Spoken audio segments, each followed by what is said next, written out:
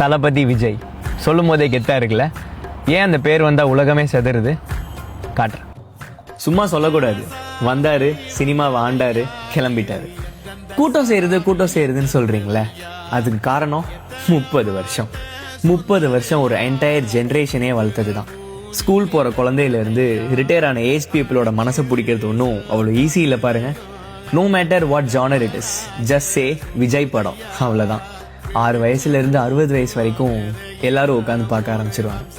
Shirt மேலே shirt போட்டு போக்கிரி பொங்கல்னு ஆடின காலத்துலேருந்து பிளடி ஸ்வீட் வரைக்கும் எல்லாருக்கும் அவங்க மேலே அவ்வளோ பாசம். இதுக்கப்புறம் அண்ணா மாதிரி ஒரு ஹீரோவை நம்ம மக்கள் வர்ஷிப் பண்ணுவாங்களான்னு தெரியல. பசங்க பொண்ணுங்களுக்கெல்லாம் ஒரு அண்ணனா, தாய்மார்களுக்கெல்லாம் ஒரு பிள்ளையா, ஏஜ் பீப்புளுக்கெல்லாம் ஒரு பேரனா, எல்லாரும் நினச்சது ஒன்று மட்டும்தானா.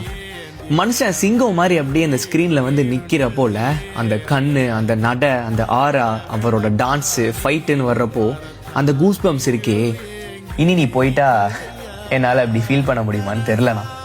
அந்த ஆள் சினிமாவுக்கு என்னதான் ஏன் பண்ணலை? ஒரு மனுஷன் இவ்வளோ எஃபர்ட்லெஸ்ஸாக சாமியாக டான்ஸ் ஆட முடியும்னு காட்டினதே நீ தானண்ணா. இப்போ வேணா எல்லாரும் வேற ஹீரோஸோட ஃபேன் ஆகியிருக்கலாம். ஆனால் சின்ன வயசில் எல்லாருமே அண்ணாவை ரசிக்காமல் இருந்திருக்கவே மாட்டாங்க. அவர் ஸ்க்ரீனில் வந்தாலே லாபம் தானே. அது பாக்ஸ் ஆஃபீஸாக இருந்தாலும் சரி, ப்ரொடியூசராக இருந்தாலும் சரி, தேட்டர் ஓனர்ஸாக இருந்தாலும் சரி, நம்மளை மாதிரி ஃபேன்ஸாக இருந்தாலும் சரி. இது வர ஒரு படம் கூட ட்ராப் ஆகாமல் கன்சிஸ்டண்ட்டாக ஒருத்தர் 30 வருஷம் சினிமாவில் பெரிய இடத்துல, அதுவும் இவ்வளோ ஹம்பிளாக இருக்கிறது is not everyone's cup of tea. என்னோட 10th ஸ்டாண்டர்ட் மெர்சல் படம் தீபாவளி ரிலீஸ். வாடிவாசல் திறந்ததுமே வருவான் பாருன்னு நீ வந்ததும் பிளாஸ்ட் ஆகிட்டேனா. லைஃப்பில் அந்த ஒரு மொமெண்ட் திருப்பி எனக்கு கிடைக்காது. அண்ட் நான் செத்தாலும் அதை மறக்கவும் மாட்டேன்.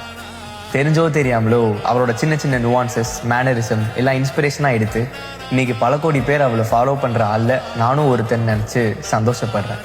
ஐ defend him in cinema for my entire life.